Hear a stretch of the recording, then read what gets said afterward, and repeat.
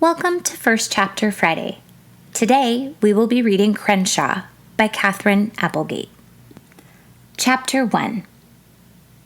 I noticed several weird things about the surfboarding cat. Thing number 1.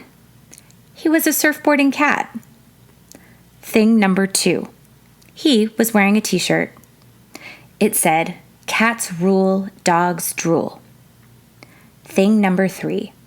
He was holding a closed umbrella, like he was worried about getting wet, which, when you think about it, is kind of not the point of surfing. Thing number 4. No one else on the beach seemed to see him. He'd grabbed a good wave, and his ride was smooth, but as the cat neared the shore, he made the mistake of opening his umbrella. A gust of wind yanked him into the sky. He missed a seagull by seconds. The gull didn't even seem to notice him.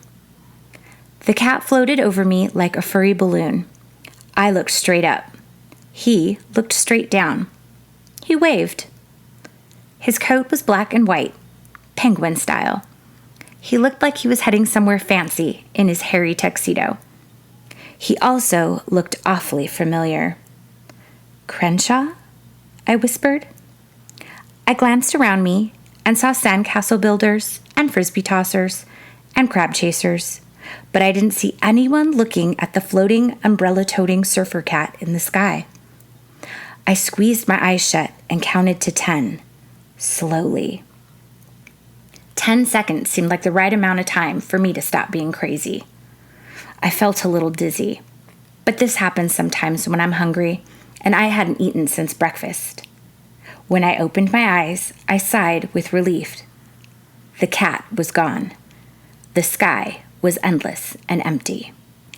Whap! Inches from my toes, the umbrella landed in the sand like a giant dart.